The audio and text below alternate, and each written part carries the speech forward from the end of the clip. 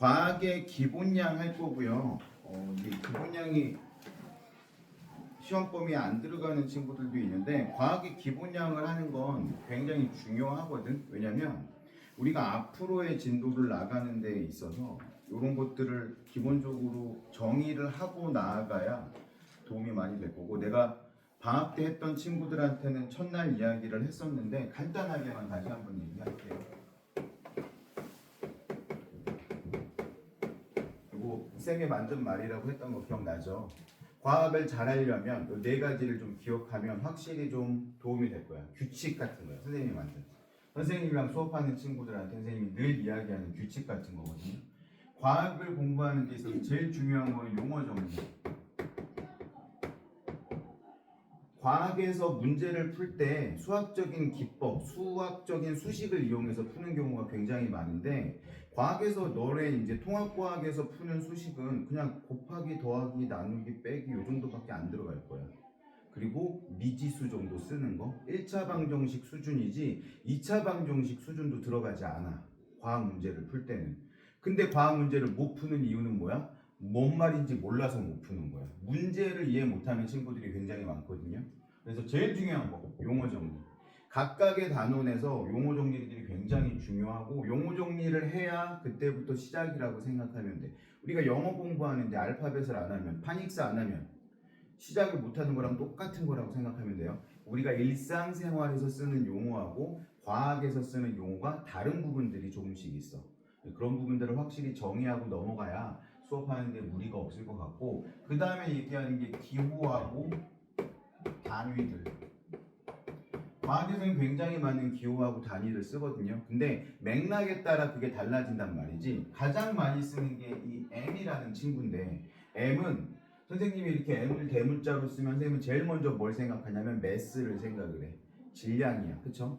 근데 얘는 미터로 쓰이기도 하고 미니트로 쓰이기도 한단 말이지. 그러니까 우리가 얘가 지금 기호로 쓰인 건지 단위로 쓰인 건지, 단위로 쓰였으면 뭐에 대한 단위인지, 이런 것들이 맥락에 따라 당연히 달라질 건데, 용어 정리가 안 돼 있으면 당연히 이것도 안 돼 있을 거고, 이런 문제들이 생기기 때문에 또 기본 용어하고도 관계된 거거든요. 그래서 요거 정리하는 게 굉장히 중요하다. 그 다음에 여기까지 했으면 이제 공부할 준비가 되어 있다라고 생각을 할 수 있겠죠. 그 다음에 나와 있는 게 내인데, 내신 문제. 내신 문제인데 단순하게 시험 범위, 우리 학교에서 내신 문제로 나올 수 있는 정도의 것들을 이야기하는 건 아니고, 간단한 기본 문제들, OX 문제라든지 단답형 문제들을 통해서 내가 지금 공부한 이것들을 잘 이해하고 있는지를 내 스스로 좀 정리를 좀 해야 돼. 과학 과목 중에서 일부 과목은 내가 예를 들어 화학을 되게 좋아해. 그러면 화학은 머릿속에 쏙쏙쏙쏙 잘 들어올 건데, 뭐 그런 경우들, 물리를 잘 못하는 경우들도 있어. 그러면 휘발성이 굉장히 짙은 과목들이 있거든요. 과학에는 사람마다 그건 조금씩 다른데, 이런 것들은 내가 공부 한 번 했다고 해서 한 바퀴 돌렸다고 해서 다 내게 되지는 않아. 내가 스스로 이걸 차곡차곡 정리하는 시간이 필요한데, 우리 뇌는 어떤 식으로 구성이 되어 있냐면, 내가 공부한 것들을 일단 차곡차곡 쌓아. 이걸 컴퓨터에서는 스택이라고 얘기하거든요. 이렇게 스택으로 쌓여 있는 거. 근데 내가 문제를 풀 때는 제일 위에 있는 거를 꺼내서 문제를 풀 수 있는 게 아니잖아. 내가 차곡차곡 쌓은 저 밑에 있는 것들을 끄집어내서 문제를 푸는 거기 때문에, 이것들을 내 머릿속에서 주제에 맞게 따로따로 정리하는 과정이 필요하다라는 거지. 과학은 특히.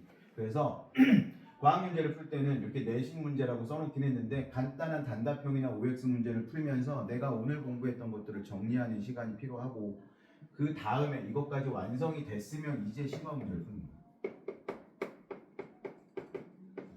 심화 문제는 모의고사 수준의 문제들을 정도 이야기하는 거고요. 조금 어려운 문제들을 풀면, 우리 뭐 다른 과목도 마찬가지지만 초등학교 2, 3학년 때 수학을 못 풀었던 애가 5학년, 6학년이 돼서도 2, 3학년 거 못 푸는 경우는 거의 없겠지. 왜냐면 내가 어려운 문제들을 풀면 자연스럽게 그 이전 단계들을 터득하는 경우들이 있기 때문에. 그런데 희한하게 과학은 그런 게 좀 적어. 우리 중학교 1학년 때 배웠던 지질 관련된 것들이 있거든요. 어떤 암석, 뭐 은회암이라든지 화강암이라든지, 이거 중학교 1학년 때 배웠던 건데 중3이 됐다고 해서 자연스럽게 알고 있냐? 아니거든. 중학교 1학년 때 그거 제대로 공부 안 했으면 중3이 돼도 모르고 고1 때 그게 나오는데 몰라. 그거 공부해야 된단 말이지. 근데 복잡한 문제들을 풀다 보면 용어 정리가 완벽하게 되어 있는 상태에서 새로운 것들이 나왔어. 내가 중학교 때는 공부 안 했던 건데 응외함이 뭐지? 화강함이 뭐지? 화성함이 뭐지? 이런 거 정리를 한번 딱 하고 나면 다른 문제들은 술술술 풀린다는 거지. 그래서 이런 규칙들을 이용을 해서 정리를 할 거기 때문에 용기 내심, 용기를 갖고 우리 한번 과학을 잘 해보도록 합시다. 자, 오늘 첫 시간이라서 기본량을 할 건데요. 동화는 여기가 시험 범위가 아니라고 하더라고요. 다른 데는 다 시험이 아직 모르죠. 그래서 동화 친구들하고 다른 반도 동화 친구들 여기 진도를 나갔거든. 진도를 나간 이유가 요거 기본으로 해서 다른 과목들이 진행이 되고, 그래서 우리 학원에서도 요거를 나중에 하는 선생님들도 계시긴 한데 선생님이 생각할 때 얘는 굉장히 중요한 파트고 이게 모의고사에도 나오는 내용이고 이거 따로 공부 안 한다고 해서 공부 안 하면 안 되는 파트이기 때문에 시간이 있는 지금 하는 게 합당한 것 같아요. 우리가 3월 말부터는 본격적인 시험 대비에 들어가게 될 건데 사실은 우리는 지금부터 시험 대비하는 거라고 생각하면 돼요. 나는 최소한 요 시험 대비 전까지 2바퀴 돌릴 생각이라서 물론 이제 문제 푸는 것까지 하면 여러 권을 하게 되니까 3바퀴 정도 되겠지만 요 2권 말고요. 자체 교재도 하나 더 들어갈 거거든요. 4월 되면. 그건 지금 작업 중이야. 새로운 계정에 맞춰서 작업 중이기 때문에 그것까지 하면 4바퀴 돌린 친구들도 있을 거고 5바퀴 돌린 친구들도 있을 건데 최소한 요 시간 통해서는 2바퀴 이상 돌린다 요 생각으로 하고 있으니까 같이 좀 잘 따라와 줬으면 좋겠어요. 일단 시간과 공간에 대해서 먼저 이야기할 건데 자연 세계에서 우리가 보는 시간하고 공간은 스케일이 굉장히 다양하겠죠. 그렇죠? 근데 딱 보니까 자연 세계는 크게 2개로 나눌 수 있대. 미시 세계하고 거시 세계. 이거 어떻게 구분하면 좋을까? 미시 세계, 거시 세계. 용어 정리가 중요하다고 했잖아. 그렇죠? 미시, 거시. 미시는 되게 작은 거 이런 느낌이 있지. 거시는 되게 큰 거. 한마디로 구별하려면 거시는 눈에 보이는 거 이렇게 생각하면 돼요. 미시는 눈에 안 보이는 거.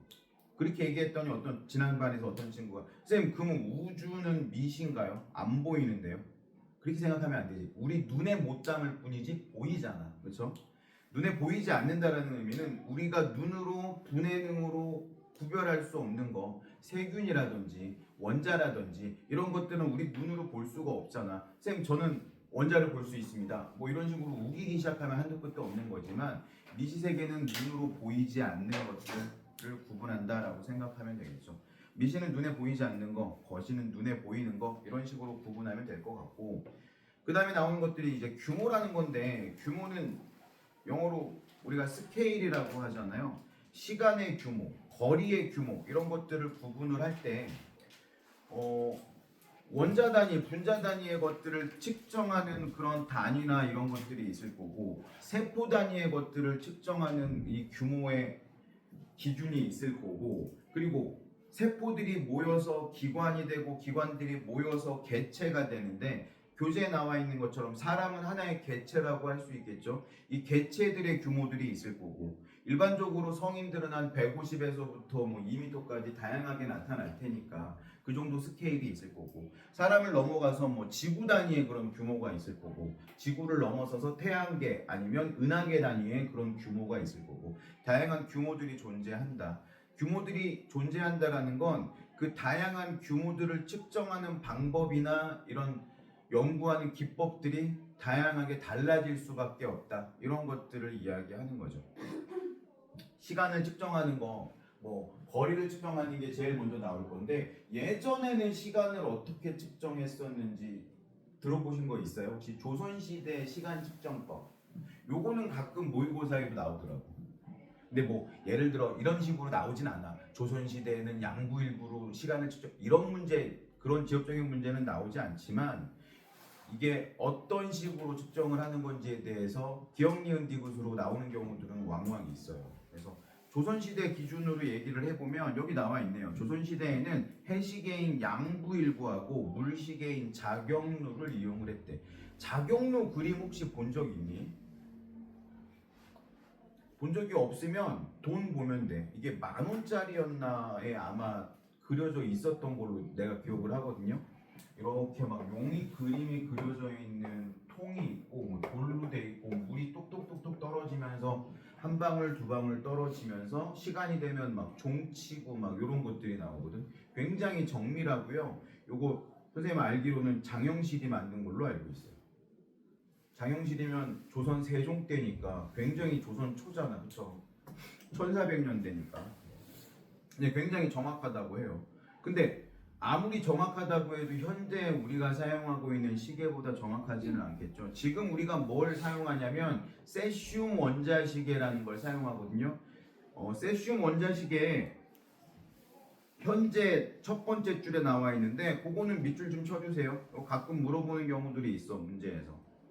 세슘 원자시계라는 건 빛이 한 번 진동하는 데 걸리는 시간이 10의 마이너스 10승초래. 그래서 세슘 원자시계를 이용해서 시간을 측정을 하면 3천만 년 동안 1초 정도의 오차가 발생한다고 합니다.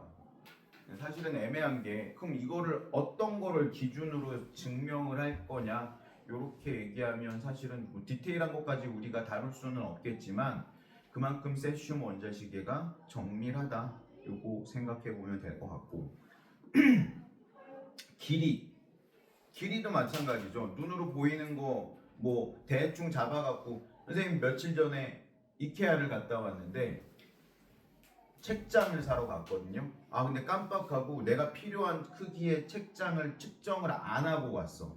근데 그나마 다행인 게 우리 집에 이케아 가구들이 어느 정도 있어서 딱 보니까 나와 있더라고. 그래서 우리 집에 있던 게 몇인지 내가 기억을 못 하고 갔는데 40cm짜리, 80cm짜리가 있더라고요. 우리 집에 있는 게. 이케아에 가서 보니까. 그럼 그거하고 맞춰서 비슷한 사이즈를 측정을 해서 하고 아니면 예전에는 이런 식으로도 많이 했거든. 팔을 벌려서 측정을 한다든지.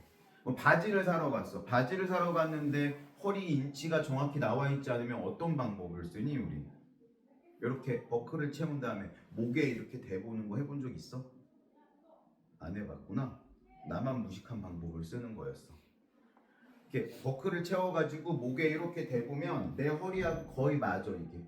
반이 접힌 상태잖아. 반이 접힌 상태에서 목에 대면 사람은 대부분 체형적으로 인체가 굉장히 해부학적으로 안정적인 형태를 유지하기 때문에 목 두께하고 목 두께가 허리 두께의 절반이라고 생각하면 돼요. 사람마다 조금씩 차이는 있을 수도 있지만 그래서 목이 굉장히 가는 사람들은 허리도 가늘다라고 생각하면 되고 선생님 보면 목이 되게 두툼하잖아. 그러면 허리도 좀 남들보다 두툼하다 이렇게 생각할 수 있겠지. 근데 그거보다 조금 여유롭게 하면 어느 정도 다 맞더라고요. 이건 이제 경험에 의해서 나타나는 거지. 그게 100% 맞지는 않을 수 있겠죠. 그런 것들을 대해서 이야기하는 거죠. 예전에는 눈으로 보는 것들 아니면 발걸음 폭이라든지 손에 있는 치수, 뭐 척, 치, 뭐 이런 단위들을 썼단 말이야. 근데 이것들은 문제가 뭐냐면 사람마다 다 다르고 조선시대 같은 경우에는 이런 걸 했거든요. 공납이라는 제도가 있었어 조선시대에. 그래서 예를 들어서 뭐 총기를 만들어서 공납을 한다. 그러면 각각의 상인들한테 야 우리가 요만큼 필요하니까 공납을 받을 테니까 니네들이 좀 만들어서 올래? 그래갖고 설계도를 조정해서 설계도를 만들어서 상인들한테 배포를 해. 그래갖고 만들었어. 똑같은 설계도로 만들었는데 어떤 집단에서는 뭐 경상도에 있는 집단에서는 이만한 걸 만들어 오고 뭐 전라도에서 온 집단에서는 이만한 걸 만들고 이럴 수 있다라는 거지. 왜? 지역마다 쓰는 이 기준이 달랐기 때문에. 그래서 조선시대에도 몇 번에 걸쳐서 이 기준을 다시 정립하고 하는 과정들을 거쳤는데도 불구하고 굉장히 오랜 시간 동안 이게 예전 것들을 사용되는데 이게 잘 정립이 안 돼서 문제가 된 경우가 굉장히 많았다고 해요. 그래서 조선 초기에 영조척이라는 기준으로 거의 통일을 하긴 했는데 뭐 지키지 않는 경우들이 많았다라고 하고 이게 지키지 않으면 문제가 되는 게 세금 거둘 때도 문제가 될 수 있겠지. 면포로 일반적으로 세금을 걷었단 말이지. 면포로 세금을 걷었는데 예를 들어 지금의 치수로 계산을 해보면 충청도에서는 뭐 10m를 가져왔는데 경기도에서는 8m만 제공하고 야 니네 왜 이렇게 짧아 그랬더니 저희 기준으로는 정확히 맞는데요 하면서 자를 갖다 대보면 정확히 맞아. 이런 경우들이 왕왕 생기면 그걸 억지로 또 이용하는 그런 나쁜 사례들도 발생하기 때문에 다양하게 규정이 맞지 않는다라는 거, 기준이 맞지 않는다라는 건 굉장히 심각한 문제를 가져올 수 있다라는 거지. 아무것도 할 수 없는 상황이 될 수도 있어요. 이게 예전처럼 뭔가 정확하게 되지 않고 이렇게 어림잡아서 대충대충 할 수 있는 시기가 아니잖아. 지금은 건물을 짓더라도 정확한 기호가 치수에 맞아야 되는 거고 1도가 예를 들어 1층에서 1도가 어긋나기 시작하면 10층, 15층 올라가면서 이 건물이 붕괴될 수도 있는 위험에 처할 수 있기 때문에 이 기준은 굉장히 중요하죠. 요즘은 어떻게 측정하냐면 GPS를 이용합니다. 거의 대부분. GPS를 이용하는 거는 GPS라는 건 원래 미국에서 국방부에서 군인들을 이용해서 위치를 찾을 때 사용하던 시스템이었거든요. 근데 이게 너무 정밀한 거야. 너무 정밀하다 보니까 우리나라하고 다르게 미국군은 민간 영역하고도 굉장히 연결이 많이 되어 있고 용병들도 굉장히 많이 사용하기 때문에 그 용병들이 다른 데서도 GPS 시스템을 사용을 하고 민간 영역으로도 넘어가고 하면서 요즘은 GPS가 전 세계적으로 다 사용이 되고 있고 근데 이제 문제가 뭐냐면 우리는 미국하고 사이가 굉장히 괜찮지만 미국하고 사이가 안 좋은 국가들이 있을 수 있겠죠. 그럼 GPS를 사용할 수 없는 상황이 생길 수도 있으니 그럴 때는 또 다른 시스템을 하기 위해서 스스로의 위성들을 쏘아 올리기도 하고 근데 이건 우리나라도 마찬가지예요. 미국이 뭔가 수틀려서 GPS 시스템을 사용할 수 없게 막아버리면 코드만 바꿔버리면 되는 거거든. 그러면 우리도 GPS 시스템을 사용할 수 없으면 심각한 문제가 생기는 거지. 선생님 여기까지 출근할 때도 운전을 하면서 오는데 일부 자율주행을 걸어놓고 왔거든요. 그럼 자율주행을 걸어놓으면 얘가 내비게이션 기반으로 해서 길을 따라 그대로 가. 물론 뭐 나들목에서 빠지거나 이런 것까지 얘가 해주지는 않아. 알려주지. 빠져야 된다고. 그러면 이렇게 깜빡이를 켜면 얘가 차선 변경 같은 거는 요즘 차들은 대부분 알아서 하거든요. 그런 시스템을 하나도 사용할 수가 없게 된다는 거지. 그러면 순간적으로 사고들도 많이 생길 수 있겠죠. 그래서 우리나라도 이 자체적인 GPS, KGPS를 활용하고 있습니다. 근데 민간에서 사용하지는 않아.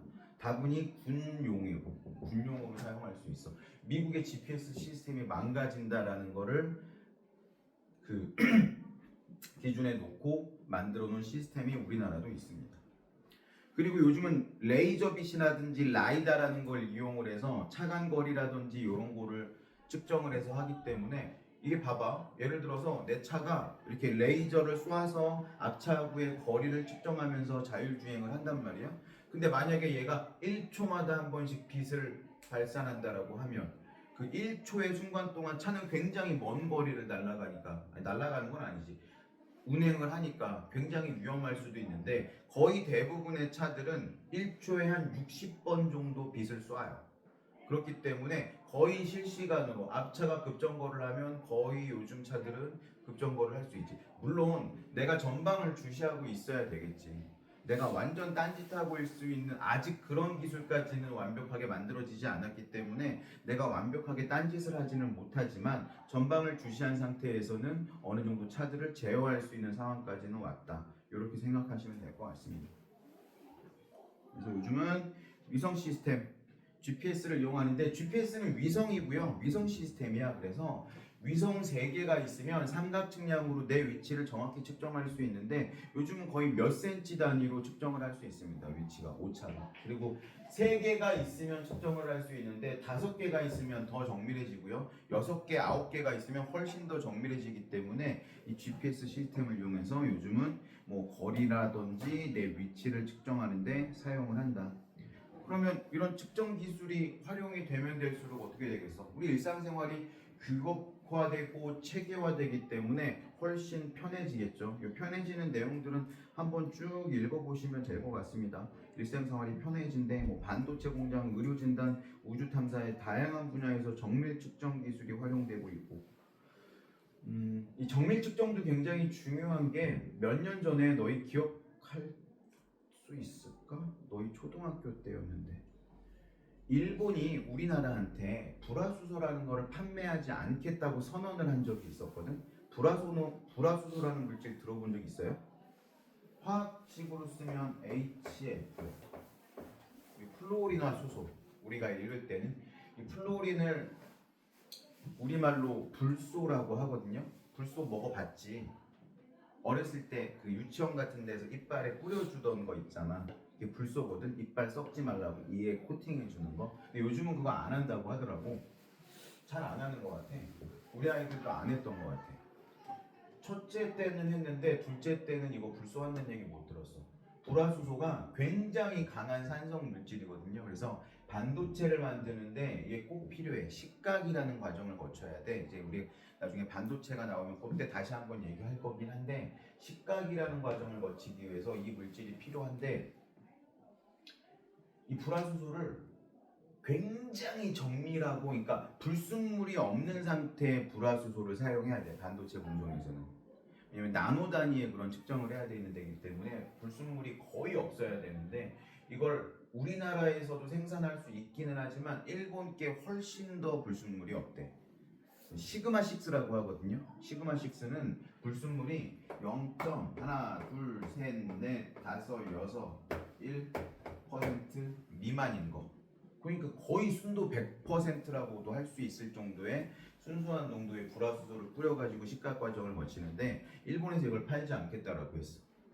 그러면 일본에서 팔지 않으면 우리나라에서 생산하는 거라든지 아니면 중국이나 러시아 거를 수입을 해와야 되는데 당장 그럴 수가 없는 상황인 거야. 왜냐면 이 물질에 맞춰서 시스템이 거의 밀리미터 단위로 세팅이 다 되어 있기 때문에 나노미터 단위로 세팅이 되어 있기 때문에 요게 물질이 하나가 바뀌면 요 세팅을 다 바꿔야 되기 때문에 그러면 한 6개월 정도 반도체 생산을 못하게 되는 상황이 벌어진다고 하더라고요. 근데 6개월 동안 반도체를 생산을 못한다는 건 삼성전자 망한다는 소리거든요.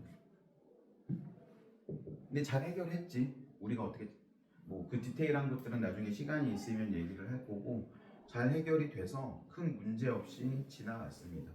그리고 이런 미세한 것들뿐만이 아니라 우리가 볼 수 없는 거대한 환경이나 이런 것들도 점점 우리가 볼 수 있는 환경이 만들어지고 있는데 선생님이 대학 다닐 때는 우주에서 그 다른 뭐 성운이나 성단이나 이런 거를 측정하는 가장 그 분해능이 좋은 망원경은 허블 우주 망원경이었거든요. 허블 우주 망원경은 한 지름이 1.8m였나 그 정도밖에 안 돼. 지름이. 근데 우주의 내밀한 곳까지 사진을 찍어내면서 지상에서는 당연히 그거보다 훨씬 큰 망원경들이 있지. 지상에서 훨씬 큰 망원경들이 있지만 허블 우주 망원경보다 더 선명한 상을 얻을 수는 없어. 왜냐하면 대기에서 산란이 일어나기 때문에. 그래서 우주에 자꾸 망원경을 올려놓으려고 하는 거거든요. 얼마 전에 제임스 웹 우주 망원경이 올라갔죠. 제임스 웹 우주 망원경은 6장의 거울을 붙여가지고 망원경을 구성한 건데 6장을 붙이다 보니까 이제 영상이 보면 이렇게 막 육각형으로 조금 갈라진 틈이 보이기는 해. 멀리 있는 별을 찍으면. 근데 그것들을 보정을 통해서 다 뭐 수정을 하긴 하는데 이 제임스 웹 우주 망원경을 통해서 허블 우주 망원경으로도 볼 수 없었던 저 우주의 머나먼 것들을 볼 수 있게 됐죠. 그래서 우리가 뭐 빅뱅 이론 하면서 다시 한번 얘기할 거긴 하지만 우주의 저 먼 곳을 볼 수 있다라는 건 우주의 시간을 측정할 수 있다라는 것과 같은 의미라고 받아들여도 되거든요. 이게 뭐냐면 사실 우리 초등학교 때 배웠던 거 있죠. 거속시. 거리를 정확하게 측정할 수 있다라는 건 얘가 은하가 점점 멀어지고 있다라는 거 우리 알고 있잖아. 그렇죠? 은하가 멀어지는 건 다음 시간에 더 자세하게 얘기할 건데 편의가 나타난다거든요. 스펙트럼이라는 걸 관찰을 하면 빨간색 쪽으로 치우치는 편의가 나타나는 애는 멀어지는 애고 파란색 쪽으로 치우치는 애는 가까운 쪽으로 오고 있는 건데 은하들의 편의를 계산을 하면 이 속력을 계산할 수 있어. 그리고 거리를 알 수 있어. 그러면 뭘 알 수 있냐면 시간을 알 수 있어. 그러면 우주망원경으로 볼 수 있는 가장 먼 곳에 있는 것들의 거리하고 속력을 측정할 수 있다라고 하면 그게 거기까지 멀어지는 데까지 걸린 시간을 측정할 수 있다라고 하는 거니까 결국은 우주의 시간을 측정할 수 있다라고 하는 거죠. 우리가 실질적으로 우주의 시간을 측정을 했어. 그래서 우주는 138억 살이다. 거라고 측정을 하기는 했지만 이건 우리가 관측할 수 있는 범주까지만 138억 살이라고 봐야 돼요. 물리학에서는 우주가 정확히 얼마나 크기인지를 규정하고 있지 않아. 알 수가 없어. 왜? 우리가 볼 수 있는 빛의 한계가 138억 년까지밖에 안 되기 때문이죠. 그래서 이런 것들을 밝혀내고 더 정밀하게 하려면 더 정밀한 망원경, 더 큰 망원경이 필요하다. 그래서 이런 측정 기술이 사실은 우리 일상생활하고는 큰 연관 없잖아. 제임스 웹 우주망원경이 올라가서 뭐 우주를 보고 이러는 게 내 인생하고 무슨 상관이 있겠어? 라고 생각할 수 있지만 이런 우주를 개발하는 기술들이 우리 일상생활에도 굉장히 영향을 많이 미치거든요. 우주 개발하면서 만들어진 것들 중에서 우리 일상생활에서 정말 빼놓을 수 없는 거 진공청소기, 그리고 전자레인지. 전자레인지 같은 경우에는 우주에서 이 우주인들이 따뜻한 음식을 먹게 해주기 위해서 만들어진 건데 우주 공간에서 불을 쓸 수 없잖아. 불을 쓰기 위해서는 산소가 필요한데 또 우주 공간에서 만약에 불이라도 나버리면 이거 큰일 나는 상황이 되는 거죠. 그래서 전자레인지라는 건 마이크로웨이브를 막 쏘아내가지고 그 입자 안에 있는 물 분자들의 진동을 일으켜서 음식을 따뜻하게 만들어주는 거잖아. 이거 우주 개발하면서 만들어진 기술이야. 우주인들한테 어떻게 하면 따뜻한 음식을 먹게 할까를 고민하면서 굉장히 많은 것들이 개발이 됐어. 그런 우주인들을 위해서 그런 것들이 우리 일상생활에서 많이 사용이 되고 있고, 뭐 먼지들이 돌아다니는데 이 조그마한 먼지 입자들이, 우주는 무중력일 테니까 먼지 입자들도 막 사방으로 돌아다닐 거잖아. 이게 정밀한 측정기기에 들어가게 되면 이거 관리가 안 되니까 이거를 진공으로 빨아들여서 필터링 해가지고 먼지만 따로 모아서 버릴 수 있는 시스템, 이게 진공청소기가 나오게 된 계기가 되는 거고. 그래서 우리나라에서는 잘 쓰지 않는데 미국 사람들 집을 가보면 예를 들어서 내 방에서 이렇게 빨래통이 있는데 뚜껑을 툭 하고 열면 얘가 진공으로 훅 빨아들이거든. 여기다 빨래 집어넣어. 그럼 이게 관을 타고 연결돼서 세탁실로 툭 떨어져. 그런 시스템 되게 많이 돼 있거든 미국은. 그리고 내 방에 진공 호수가 있어. 이걸로 내 방에 먼지들을 또 쓸어서 하기도 하고 일일이 갖고 다니지 않고. 근데 이런 시스템이 자주 고장이 나고 그 단독주택에서는 설치하기가 되게 좋은데 아파트 단위에서는 설치하기가 쉽지 않기 때문에 우리나라에서는 잘 쓰지 않죠. 근데 우리나라에서 이거 쓰는 거 딱 한 군데서 봤거든. 너희들도 본 적 있는지 모르겠지만 코스트코 혹시 가보면 계산대 옆에 이런 파이프들이 올라가 있는 거 있거든요. 그거 뭐 하는 거냐면 이 계산하신 분이 자기가 이제 자기 시간 동안 예를 들어 2시간이면 2시간, 3시간이면 3시간 일을 하고 나서 정산하면 요걸 요만한, 아니 거의 요만한 캡슐에 집어넣으셔. 캡슐에 집어넣고 뚜껑 딴 다음에 올리면 얘가 슉 해갖고 정산실로 가. 내가 이거 들고 움직이지 않지. 우리나라는 사실 그런 일 없지만 이거 내가 왜 만들어졌냐 물어봤더니 강도 때문에. 내가 요 계산된 돈이랑 전표를 들고 보고 이동하는 시간 동안 거기가 고객들하고 동선이 겹치기 때문에 탈취하는 사건들이 많이 벌어진다라고 하네, 미국 코스트코는. 우리나라는 그런 일이 잘 안 일어나긴 하지만 그거를 막기 위해서 이 시스템을 도입을 한 거지. 그럼 바로바로 시큐리티가 있는 안전지대로 가서 정산을 할 수 있게 하니까. 그러니까 사람들이 필요에 의해서 만들어내는 거죠.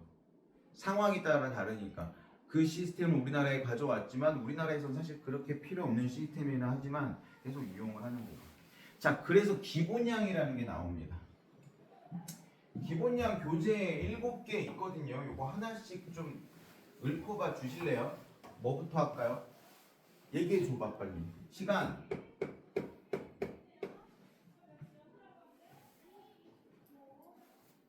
다음 페이지에 있어. 다음 페이지. 시간, 길이, 질량, 전류, 온도, 광도, 마지막 하나, 물질량.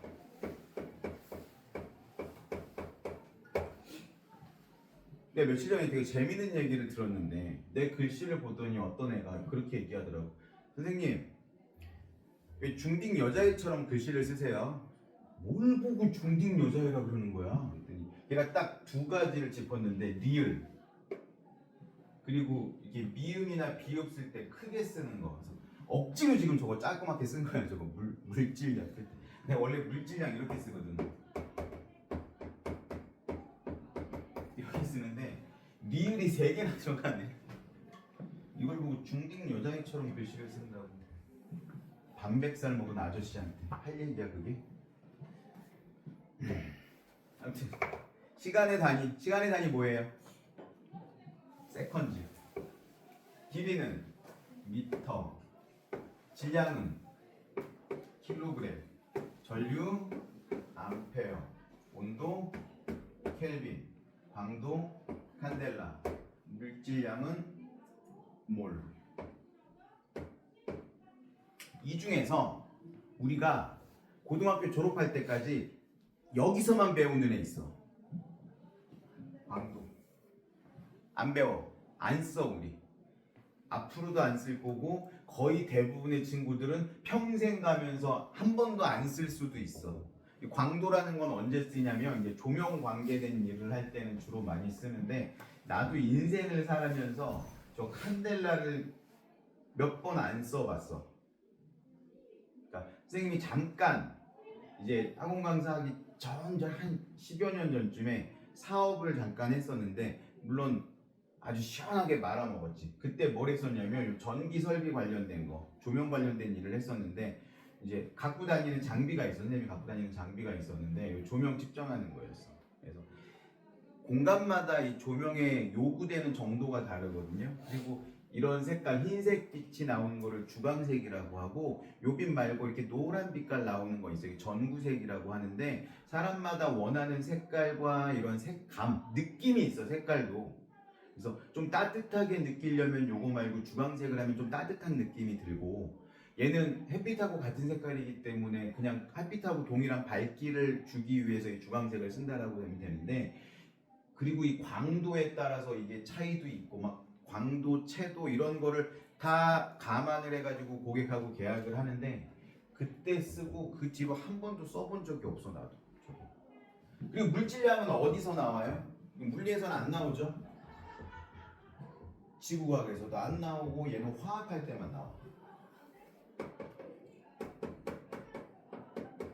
기본적으로 물질의 양을 측정하는 단위라고 보시면 되고 얘는 화학을 공부한 친구들은 알겠지만 기본적으로 뭐를 측정할 때 쓰는 거냐면 원자나 분자나 이온이나 이런 입자의 개수를 측정할 때 사용을 해요.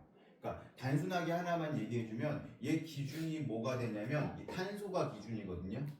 탄소 입자가 1몰이 있으면 탄소 1몰이 있으면 얘가 몇 개가 탄소 입자가 몇 개가 있는 거냐면 6.02 곱하기 10의 23승계가 있는 거야. 그러면 탄소 입자 1몰이면 탄소 원자가 6.02 곱하기 10의 23승계 있다라는 소리고 얘는 몇 킬로그램 정도 나오냐면 킬로그램까지도 아니고 12g이야. 그러니까 탄소를 정밀하게 측정해서 12g을 딱 올려놓으면 그 안에 탄소 원자가 6.02 곱하기 10의 23승계 있다라고 하는 게 그게 몰이야. 우리는 일반적으로 화학을 안 하면 쓸 일이 없는 단위인 거죠. 연필 한 다스가 몇 자루? 12자루. 그렇죠? 계란 한 판? 30개. 그거랑 똑같은 단위라고 생각하면 돼. 1몰은 6.02 곱하기 10의 23승계. 예를 들어서 물 분자는 산소 하나하고 수소 2개로 이루어져 있잖아. 물 분자 1개가. 그럼 물 분자 1몰은 몇 개의 원자로 이루어져 있냐요? 물어보면 이거 곱하기 3 하면 되는 거지. 그만큼 수치가 굉장히 커요. 우리가 쓸 일은 많이 없죠. 통합과학에서는 쓸 일 없어요. 시간은 세컨즈는 당연히 알 거고 길이가 문제야. 미터니까 미터 m을 제일 많이 쓰고 질량은 킬로그램 뭐 다 알 거고 전류는 암페어. 이 전류를 암페어라고 하는 이유 뭐 암페어 백작이 발견했나 그랬던 것 같고 온도는 켈빈이네. 우리가 쓰는 거하고 다르죠. 원래 우리는 일상생활에서 도씨를 쓰잖아, 그렇죠? 도씨의 기준, 하은, 도씨의 기준은 뭘 가지고 만든 거예요?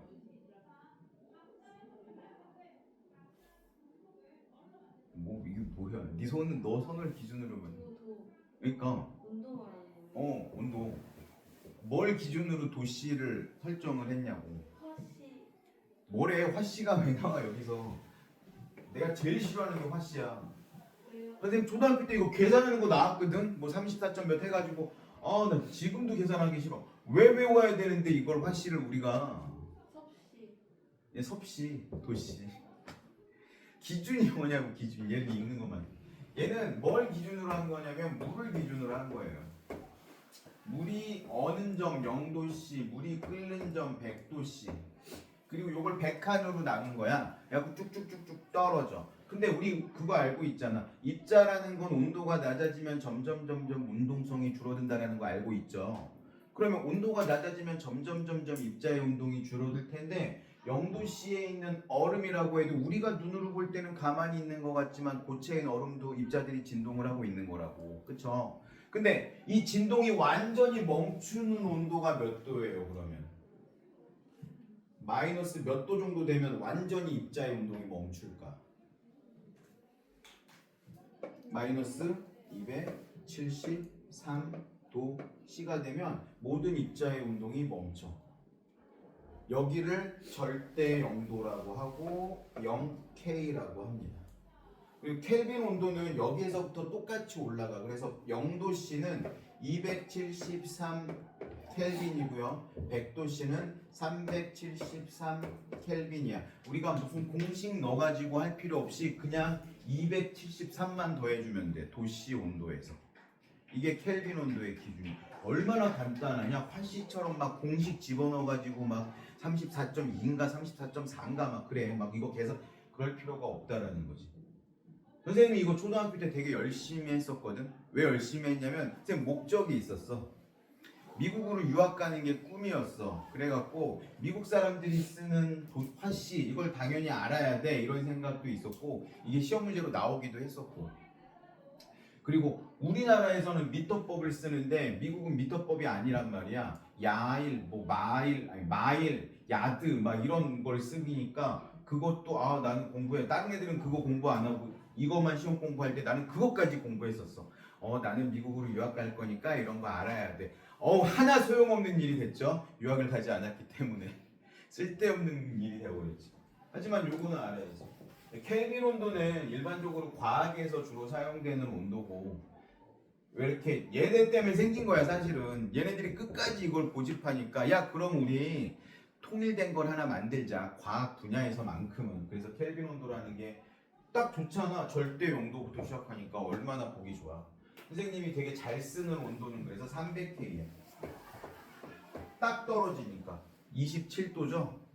근데 27도면 그렇게 쾌적한 온도는 아니거든요. 27도면 조금만 움직여도 막 땀나는 온도야. 지금이 몇 도 정도 되냐면 대략 한 20도 정도 될 것 같아. 20에서 25도 정도. 그래서 일반적으로 우리가 과학 실험을 할 때 상온 혹은 실온 이렇게 표현되는 온도가 20도나 25도 정도 돼요. 그래서 대부분의 모든 실험에 이제 온도 그래프가 나오면 이게 대략 20에서 25도. 옛날에는 실온 그러면 20도, 상온 그러면 25도 그랬었는데 그 의미가 없어 그게. 그냥 요 정도 온도다라고 생각하면 될 것 같아요.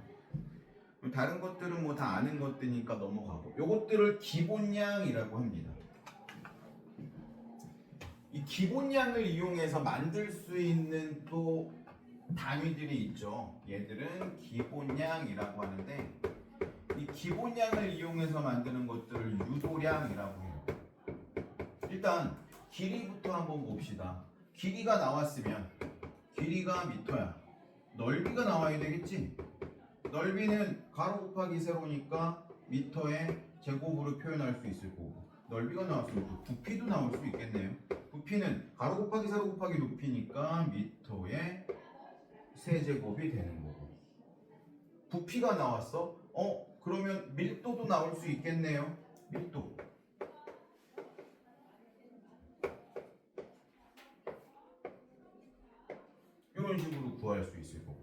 이렇게 유도량이라는 건 기본량을 이용해서 만들 수 있는 것들이라고 생각하면 되겠지. 시간도 있고 길이도 있어? 그러면 속도도 할 수 있겠네. 속도를 구했어? 이거를 시간으로 또 분해하면 뭐가 나오겠어? 가속도가 나오겠죠. 이런 식으로.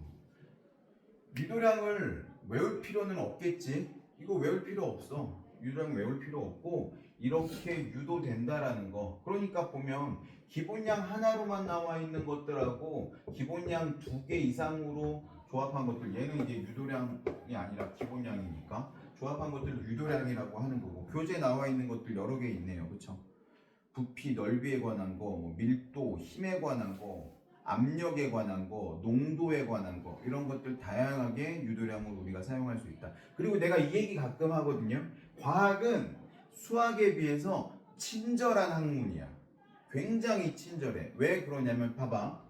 너네 수학 문제를 푸는데 문제가 이렇게 나와 있고 이 문제를 풀 수 있는 공식을 써주는 문제 있어?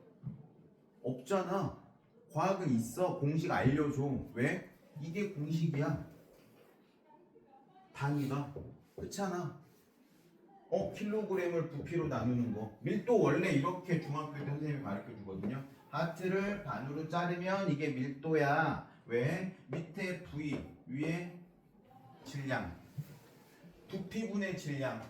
그러면 선생님들이 문제를 낼 때 어떻게 돼 있냐면 밀도를 구하시오. 밀도가 예를 들어서 몇 킬로그램 퍼 미터 세제곱인지 구하시오. 그러면 얘 부피고 얘 질량이라는 기본량을 우리가 알고 있으면 이거 자체가 공식을 준 거나 마찬가지인 거잖아. 중학교 문제는 다 이렇게 돼 있거든요. 그래서 선생님한테 공부한 중학교 1학년들은 이거를 인지하고 있으니까 공식을 잘 안 외우려고 그래. 이것들이 공식이 나와 있으니까. 근데 그러면 안 돼. 선생님들도 바보가 아니니까 조금 어렵게 낼 때는 이 공식을 단위를 다른 걸로 바꿔서 내시는 경우들도 있어. 여기 문제에 주어지지 않는 것들로. 왜냐면 이거 다 바꿀 수 있잖아. 미터 세제곱 센티미터인데 세제곱 미터인데 뭐 이거를 뭐 리터로 바꾼다든지 이런 식으로도 바꿔낼 수 있기 때문에 이런 거 조합해버리면 애들이 순간적으로 헷갈릴 수도 있지. 하지만 그래도 굉장히 친절한 거다. 이렇게 공식을 다 알려주니까. 그런 얘기를 잠깐 했어요. 그래서 이게 일상적으로 어떤 영향을 미치냐 봤더니 자동차 연비 1리터를 가지고 몇 킬로미터를 갈 수 있는지. 브릭스 많이 들어봤죠. 100g당 얼마만큼의 설탕 당분이 들어있는지. 우리 아들이 그러니까 겨울에 선생님은 계절 과일을 먹는 걸 되게 좋아하는데 겨울하면 떠오르는 과일 뭐가 있니? 사실은 없어야 돼. 겨울에는 과일이 열리면 안 돼. 겨울에 어떻게 과일이 열려? 이렇게 추운데 우리나라에서는. 그치? 근데 우리나라에서는 겨울에 제일 많이 생산되는 과일이 뭐냐면 딸기거든. 딸기는 원래 겨울에 생산되는 과일이 아니고 초여름에 생산되는 과일이었어. 그래서 선생님이 예전에 학교 다닐 때 걸어가는 길목에 딸기밭이 있었거든. 약간 4월, 5월쯤 되면 그 딸기밭을 지나가다가 딸기밭에 이렇게 철망이 있는데 누가 여기를 끊어놨어. 손을 뻗으면 딸기가 잡혀. 그래서 선생님 친구 하나가 이렇게 아침마다 학교 가면서 딸기를 따먹었어. 근데 하루는 얘가 늦게 왔거든. 너 왜 늦었냐고 선생님이 그랬더니 얘가 이렇게 침울해져가지고 엄마가 오셔가지고 엄마가 왜 오시냐고 얘기했더니 끝까지 얘기 안 하다가 얘가 사실대로 얘기했는데 요 딸기밭에 그날도 출근이란다. 학교를 가다가 딸기밭에 들어가갖고 손을 뻗어갖고 딱 먹는데 손이 잡힌 거야. 아저씨가 아니 구멍이 있는데 그 구멍난 주위만 자꾸 딸기가 없어지니까 화가 나갖고 이게 잡아버린 거야. 얘 손을 하고 너 엄마 모셔오라고. 다시 집에 가갖고 엄마 모시고 와서 죄송하다고 말씀드리고 뭐 배상이나 이런 건 안 했대. 그냥 뭐 그 정도는 애가 한 거니까 아저씨도 웃고 넘어갔는데 일부러 아저씨가 그거 안 메꿔놨다고 하더라고. 처음에는 아이들이 하나씩 따먹는 게 되게 재밌으셨대. 근데 이 새끼가 너무 많이 따먹는 거야 이거. 그리고 이렇게 보고서 이게 망이니까 보고서 빨갛게 익은 것만 따먹으면 되는데 이 무식한 자가 자꾸 안 익은 것도 따서 버리니까 아저씨가 거기서 좀 화가 나셨다더라고요. 일부러 아저씨가 뚫어 놓으신 거래요. 이거. 아이들이 하나씩 따먹는 게 되게 재밌어가지고. 그러니까 그것 때문에 늦은 적이 있었어. 우리 아들이 딸기를 되게 좋아하는데 얘는 기준이 딱 있어. 딸기는 13브릭스 이상 되는 것만 먹는다. 달아. 13브릭스면 되게 단 거거든. 근데 나는 사실 좀 새콤한 딸기를 좋아하는데 그래서 내가 가서 딸기를 사면 써 있어. 요즘에 마트에 가면 얘 몇 브릭스인지. 나는 10일 정도 되는 것도 사거든. 새콤하니 맛있어. 우리 아들 질색팔색 그래. 이런 거 사오면 먹지도 못하는 걸 사왔다고. 내가 먹을 거거든. 나는 못 먹는다고. 내 돈 내고 내가 샀다고. 11브릭스, 12브릭스는 딱 사가면 나만 먹어. 아무도 안 먹어. 우리 식구들. 요 정도는 돼야 먹더라고. 또 요즘 또 2만원 딸기도 있더라. 킹스베리 해가지고 샀어. 야, 나 그렇게 비싼지 몰랐네. 깜짝 놀랐어. 그리고 또 백설 뭐 어쩌고 해가지고 하얀 딸기도 있어. 약간 핑크빛이 도는데 우리 딸이 되게 좋아하더라고. 한 번 사서 안 먹어. 브릭스가 안 나와. 안 달아. 그래서 안 먹는데 아무튼 재밌는 딸기들이 요즘 많이 나오더라고요. 원래 딸기는 초여름에 나오는 과일인데 왜 13브릭스까지 나오냐면 이걸 겨울에 하우스에서 재배했더니 훨씬 더 당도가 높게 나오는 거야. 우리나라 사람들은 대부분 달달한 딸기를 좋아하니까 요즘 겨울에 재배하는 딸기가 돼버려. 겨울에 출하하는 딸기가 돼버린 거지. 그래서 실제로 겨울에 출하하는 딸기들이 더 달고 맛있어. 이제 딸기가 맛없는 시기야. 이제 겨울이 지났잖아. 지금 나온 딸기들은 당도가 조금씩 떨어진다고 하더라고. 자, 브릭스 있었고요. 가전제품의 소비 전력은 우리가 와트라는 걸 씁니다. 그래서 와트라는 건 1초당 가전제품이 소비하는 전기 에너지니까 줄이라는 단위를 썼겠죠. 그래서 이 소비 전력을 이용해서 전기 요금을 계산을 하죠. 일기예보 속 온도 뭐 이런 것들 나올 수 있고, 일기예보에서 온도를 얘기하는데 켈빈으로 나오지는 않을 거잖아. 도시로에서 나올 거지. 만약에 켈빈으로 나온다고 해도 이게 만약에 그냥 전 국민적인 합의에 의르면 우리는 앞으로 켈빈으로 한다 이래버리면 할 수도 있겠지만 굉장히 혼란이 되겠지. 당분간은.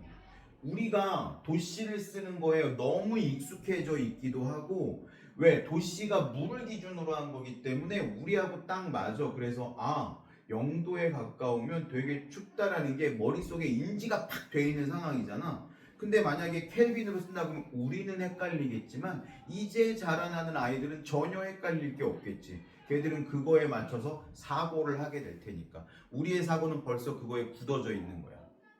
근데 우리가 과학을 공부하면서는 이 굳어있는 사고를 좀 유연하게 할 필요가 있어. 그래서 좀 다른 생각, 내가 남들과 다른 생각, 내 생각과도 또 다른 방향으로 생각을 해보고 이런 것들이 굉장히 중요하다. 과학을 공부할 때는.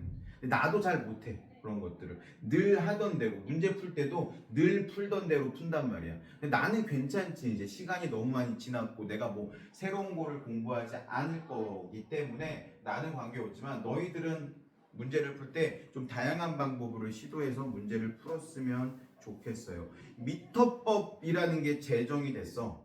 1799년에 어디서? 프랑스에서. 1799년이면 프랑스가 어떤 시기냐면 1400년 말에 100년 전쟁이라는 걸 했거든요. 영국하고. 그래서 잔다르크 들어봤어요? 잔다르크 나와가지고 막 성녀 잔다르크 해갖고 막 프랑스를 승리로 이끌었는데 영국으로 갔어. 잔다르크가 잡혀서 프랑스가 뒤통수를 빡 때린 거지. 그러면서 영국에서 마녀라고 화형을 시키고, 아무튼 이겼는데 이긴 것 같지 않은 그런 상황이 됐어. 영국도 프랑스도. 그 뒤로 뭐 여러 왕들이 막 나오고 사라지고 나오고 사라지다. 그다음 공화정이 만들어지고 막 나폴레옹이 황제가 됐다가 몰락했다 막 이러면서 정말 그지같이 생활하고 있다가 프랑스가 영국하고는 항상 대립이 되니까 쟤네하고 다른 뭔가 기준이 필요한 거야. 자기들만의 기준을 만들어서 자기들만의 제도, 자기들만의 기준 이런 것들을 만들면서 나온 게 사실은 미터법이에요. 그래서 뭐 연도까지 외울 필요는 없는데 미터법이라는 게 1799년에 제정이 되면서 길이하고 질량에 관한 단위가 표준으로 제정이 됐고 국제 미터표 협약이라는 거는 1875년이니까 대략 한 75년, 76년이 지났죠. 여기에 시간, 전류, 온도, 광도, 물질량이 추가가 되면서 7개가 확립이 됐다. 그거는 좀 체크해 주세요. 국제 미터 협약 체결 9쪽에 오른쪽에 나와 있어요. 오른쪽에 국제 미터 협약 그리고 국제 단위계 1960년 지금 우리가 쓰는 기준은 요 국제 단위계에 맞춰서 쓰는 거예요. 도량형 총회라는 걸 열어서 7개의 기본량을 바탕으로 국제 단위계가 확립이 됐다. 그건 좀 체크를 해주셨으면 좋겠어요. 국내 단위계가 아니라 국제 단위계라는 거. 우리나라에서도 당연히 쓰고 있지만 이건 국제적으로 공인받았다라는 의미가 있겠죠. 이런 것들을 사용하고 있다. 근데도 요거를 쓰지 않는 나라들이 있지. 미국이 안 쓰죠 이거. 미국이 안 쓰는데 이거 되게 재밌는 에피소드가 있더라고. 영국도 쓰거든요 이제는. 영국도 쓰는데 원래 미국이 파운드라든지 마일이라든지 이런 거 쓰는 건 영국에서 전례받았기 때문에 쓰는 거야. 애초에 영국인들이 글로 가가지고 그 원주민들 쫓아내고 세운 나라잖아 미국이라는 나라가. 근데 영국에서 이거를 쓰면서 요거를 갖다 줬대. 미터 원기랑 니네도 이거 쓸래 앞으로. 근데 그 배가 침몰됐다네. 해적에 뭐 어땠는지 정확한 거는 잘 기억이 안 나는데 아무튼 그래서 미국은 아직도 옛날 단위를 그대로 쓰고 있어요. 미국도 이제 과학기술에서는 얘네 사용해. 논문을 제출한다거나 할 때 그러니까 걔들은 굉장히 귀찮겠지. 내가 옛날에 초등학교 때 했던 그걸 해야 되는 거야. 바꾸는 연산 작업을. 요즘 뭐 컴퓨터가 자동적으로 해주니까 상관이 없지만 예전에 한참 걔들도 공부할 때는 매번 바꿨어야 됐겠지. 귀찮았겠죠. 그리고 그 밑에 보니까 접두어 있어요. 접두어 이거 일일이 다 외울 필요는 없지만 어느 정도는 머릿속에 집어넣어야 됩니다. 피코 10의 마이너스 12승 1000배수 단위로 나갑니다. 나노 10의 마이너스 9승 마이크로 10의 마이너스 6승 밀리 10의 마이너스 3승 밀리랑 10 차이 나는 게 센치 그 다음에 10의 마이너스 1승 우리가 잘 쓰지는 않지만 데시 그리고 10의 1승 데카 헥토 킬로 메가 기가 테라 이런 것들 많이 쓰죠. 집에 컴퓨터 있니? 하드디스크 저장 용량이 얼마나 되는지 알고 있어 혹시? 몰라? 알고 있어? 몰라? 남자애들은 다 알던데 여자애들은 하나도 모르네. 관심 분야가 다르니까 그래. 선생님 집에 있는 하드디스크는 500기가 거든 저장 용량이 500기가짜리가 2개 있으면 1테라가 되겠지. 1000기가니까 그쵸? 그런 의미인 거고 왜 이걸 굳이 얘기하냐면 선생님이 중학교 1학년 때 처음 컴퓨터를 샀어. 중학교 1학년 때 처음 컴퓨터를 샀는데 지금 생각해보면 사실 우리 아버지가 왜 나한테 컴퓨터를 사줬는지 나는 지금도 잘 모르겠어. 그 당시 컴퓨터 가격이 얼마 정도 했었냐면 우리 아버지 월급의 3배였어. 3배. 그래서 되게 웃긴 게 컴퓨터를 샀더니 삼성에서 설치기사가 2명이 컴퓨터를 들고 와서 컴퓨터 책상까지 들고 와서 컴퓨터 책상을 조립해주고 컴퓨터를 설치해주고 세팅도 해주고 어떻게 쓰는지 1시간 반 동안 나한테 강의까지 해줬어. 컴퓨터를 사는데 요즘 그런 일 없잖아. 근데 그날 정말 웃긴 게 우리 동네 애들이 다 모였었어. 우리 집에 그거 구경하느라고. 그 정도로 컴퓨터라는 건 너무 옛날 얘기 같아서 좀 쪽팔리긴 한데 그런 존재였단 말이야. 근데 그 우리 집 컴퓨터가 또 대단했던 게 뭐냐면 무려 저장 장치가 달려 있었어. 처음 나온 컴퓨터는 저장 장치가 없었어. 그걸 XT 컴퓨터라고 하거든요. 저장 장치가 없고 그러니까 하드디스크가 없는 거야. 그럼 얘를 쓰기 위해서는 이렇게 5.25짜리 플로피 디스크가 들어갈 수 있는 게 2개가 있는데 전원을 켜고 이 플로피 디스크를 여기다 넣고 닫으면 드릉 하면서 얘가 읽어서 화면이 뜩 나와. 그러면 두 번째 플로피 디스켓을 넣고 딱 하면 이제 컴퓨터가 쓸 수 있는 상태가 되는데, 그걸 도스라는 프로그램이었어. 디스크 오퍼레이팅 시스템. 이 컴퓨터를 쓰기 위한 프로그램이야. 근데 이게 무려 내 컴퓨터에는 저장이 되어 있어서 이딴 거 안 넣고 그냥 전원을 켜면 딱 켜지는 컴퓨터였어. 최신 문물이었지 그 당시에는. 하드디스크 용량이 얼마였냐면 무려 40메가바이트. 노래 한 곡이 4메가 정도 하거든. 노래 10곡 들어가는 정도야. 근데 이게 우리 아빠 월급의 3배. 왜 사줬을까 나한테 이거를? 공부 잘하라고 사줬는데 내가 이걸로 공부했을까? 이걸로 게임했지. 근데 그건 해주셨어. 지금 되게 웃긴데 뭐 구몬하는 친구들 있잖아. 그럼 구몬 선생님 오시잖아. 그것처럼 이때도 이 컴퓨터 있는 집을 대상으로 알라딘이라는 배송 프로그램이 있었어. 그러면 디스켓이 와 2장씩 한 달에. 거기에 내가 한 달 동안 공부해야 될 단원들이 다 들어가 있어. 전 과목이. 이거 보고서 이제 문제를 푸는 거야. 그러면 내가 이거를 컴퓨터를 하고 있으면 방에서 우리 엄마 아빠는 내가 이거 공부하는 거라고 생각을 하셔. 나는 주로 컴퓨터로 뭘 했냐면 게임을 했지. 그리고 막 별점 같은 거 치고. 근데 이게 효과가 있었는지 어쨌는지 모르겠지만 내가 컴퓨터 공학을 전공하기는 했어. 근데 이거랑 전혀 관계없이 컴퓨터 공학을 전공한 건 원래 다른 전공을 했는데, 전공을 하다 보니까 컴퓨터가 좀 필요한데라고 해서 내가 스스로 복수 전공을 한 거지, 이거랑은 전혀 관계없이. 그러니까 우리 아빠의 투자는 결과적으로 보면 뭐 나쁜 투자는 아니었으나 지금도 이해할 수가 없어. 만약에 이때 이 돈을 뭐 쓸데없는 얘기긴 하지만 그 당시에도 주식이 있었을 테니까 삼성전자 주식에 이만큼을 넣었다. 삼성전자의 컴퓨터를 사지 않고, 그러면 이거 억 단위가 됐을 거야 지금. 그게 더 낫지 않았을까? 너네도 마찬가지지 않을까? 그래서 엄마 아빠의 투자는 과한 걸 알면서도 하는 거거든. 지금도 그렇게 생각해. 우리가 지금 학원을 다니고 있잖아. 이것도 투자잖아. 엄마 아빠가 너희한테 하는. 너네가 되게 부담스러울 수도 있어.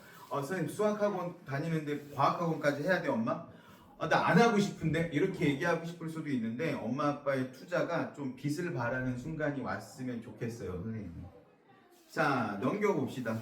개념 확인 문제하고 적용하기만 후딱 한번 풀어볼게요. 2페이지 10쪽하고 11쪽만 지금 한번 풀어볼게요.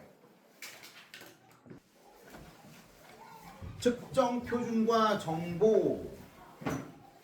측정이라는 건 우리가 기본량을 배웠는데, 기본량을 가지고 실제로 길이나 부피나 질량이나 이런 것들을 정확하게 재는 활동을 측정이라고 하죠.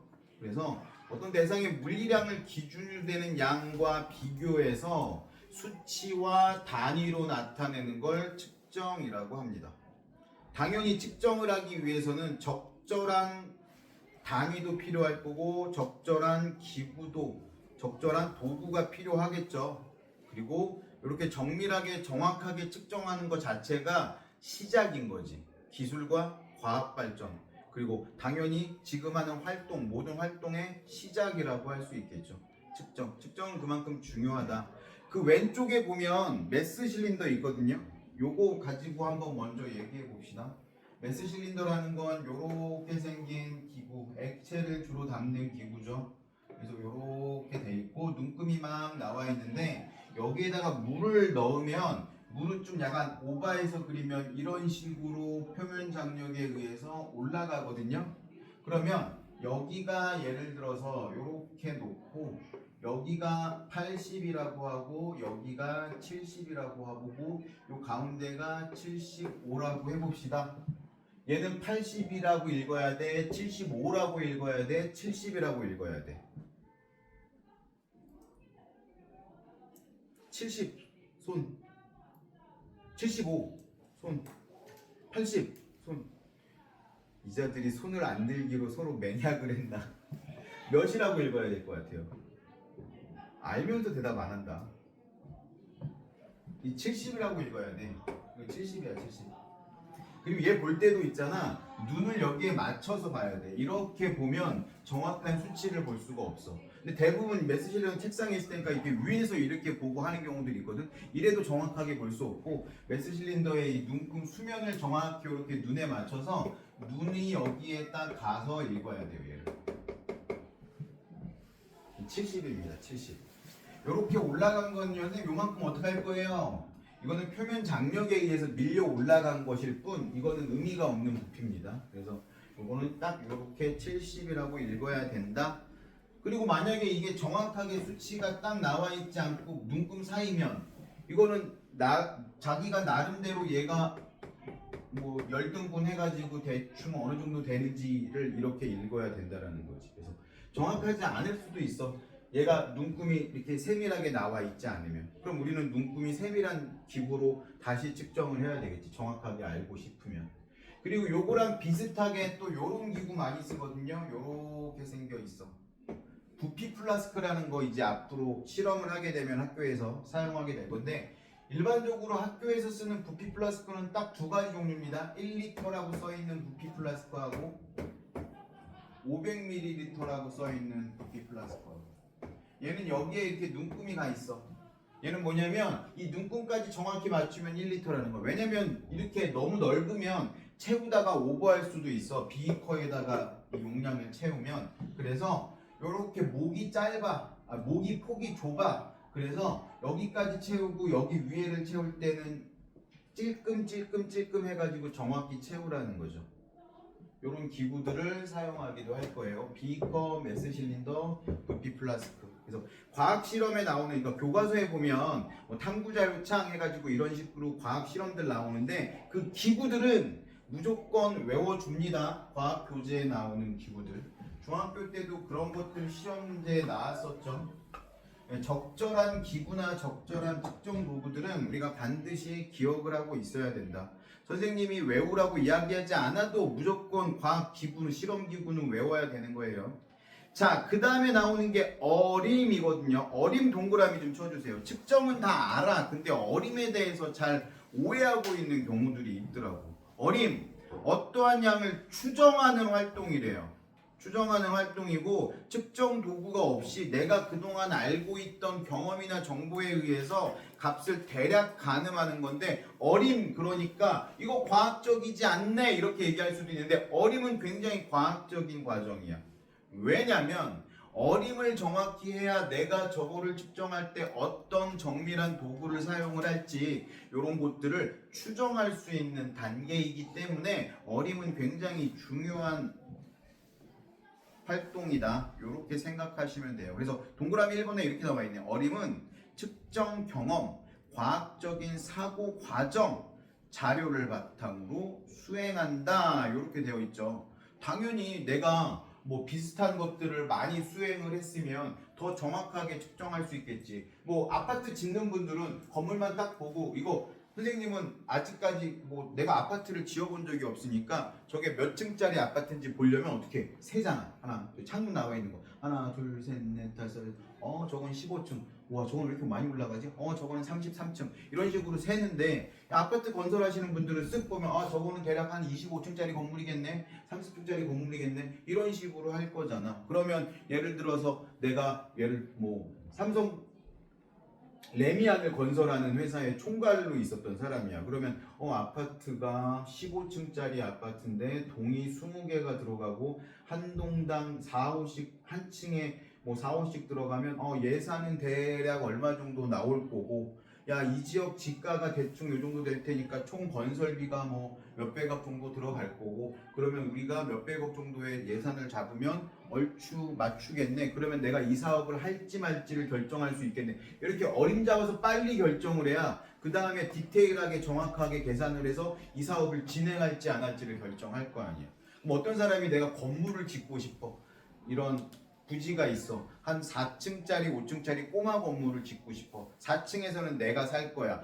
내가 살 거니까 엘리베이터를 설치해야겠네. 엘리베이터를 설치하면 대략 어느 정도 비용이 들까? 이런 것들을 대략 어림 잡을 수 있어야 내가 정확하게 계산하기 직전에 이거를 진행을 하는 게 맞을지 안 맞을지 이런 것들도 정확히 알 수 있겠죠. 그래서 어림이라는 건 대략적인 가늠이기 때문에 과학적이지 않다 이렇게 얘기할 수도 있지만 그 과정 자체가 과학적인 기준을 잡아가는 과정이라고 생각하면 되니까 어림도 굉장히 중요한 과정이다. 중요하겠죠. 뭐 예를 들어 저 앞에 있는 저 건물의 길이를 줄자로 재려고 하는 바보는 없을 거 아니야. 그렇죠? 극단적으로 얘기하면 그렇다라는 거지. 그럼 측정 표준이라는 거 한번 봅시다. 어떤 양을 측정하기 위한 기준의 단위, 이거의 측정 표준이고요. 기본적으로 거리는 미터로 정하는데 그 왼쪽에 보니까 미터 원기라는 게 있거든요. 이 미터 원기가 1m짜리고 얘 백금으로 만들어져서 프랑스에 있습니다.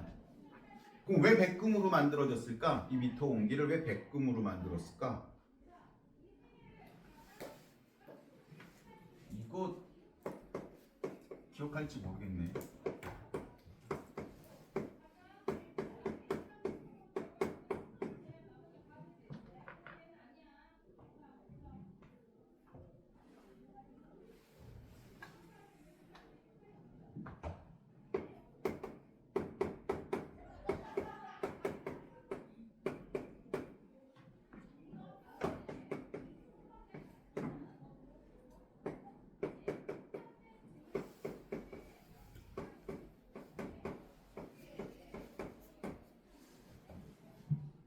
기억나요? 내가 전에 써줬던 거? 이게 뭐라 그랬지? 이쪽으로 갈수록 반응성이 좋은 애들, 오른쪽으로 갈수록 반응성이 안 좋은 애들. 반응성이 안 좋다는 얘기는 화학결합을 안 하는 애들이란 뜻이겠지. 화학결합을 안 한다는 건 그냥 공기 중에 놔둬도 뭐 쉽게 얘기하면 녹슬지 않는다라는 뜻이 되는 거고, 칼륨 같은 경우에는 그냥 공기 중에 있으면 바로 시커멓게 산화돼 버려, 녹이 슬어 버려. 칼슘, 나트륨 마찬가지고, 마그네슘도 마찬가지고. 마그네슘은 그렇게 빨리 산화되지는 않지만 마그네슘도 되게 다른 물질하고 반응을 되게 잘 하거든요. 그래서 칼륨 같은 경우엔 물에 넣으면 뻥 터진다 그랬잖아. 그래서 칼륨은 실험도 안 해, 너무 위험해서. 나트륨 실험은 가끔 하지. 물에 던져가지고 터지는 실험 유튜브 찾아보면 되게 많이 있거든. 그런 실험들 굉장히 위험한 물질들이야 얘네들은. 근데 이쪽 오른쪽으로 가면 갈수록 반응성이 떨어지는 애들, Au 금이잖아. 금. 우리가 얘네들은 귀금속이라고 표현을 한단 말이야. 그 얘기는 뭐야? 얘네들은 오랫동안 변치 않는다라는 거지. 지금 몇천 년 전에 신라 왕국에서 사용했던 금관이 뭐 발굴됐다라고 치면 아직도 그 금관은 금색을 유지하고 있을 거거든. 그만큼 금은 다른 물질하고 잘 반응을 하지 않아. 그래서 이 미터 원기, 그러면 금으로 만들면 좋을 텐데 금은 너무 비싸잖아. 그래서 얘로 만든 거야. 플래티넘, 백금. 지금 백금도 비싸거든. 금보다는 싸긴 하지만. 그래서 백금으로 만든 거고요. 이게 백금으로 만들면 좀 상징성이 있는 게, 백금은 은하고 색깔이 비슷해가지고 이 정도 은이면 뭐 도둑들도 훔쳐야겠다 이런 생각은 안 할 수도 있는데, 이게 만약에 금으로 만들어져 있으면 이거 목숨 걸고 훔치려고 할 거란 말이지. 그래서 요거 백금으로 만들어진 게 실제로 프랑스에 있습니다. 미터 원기라고 불러요.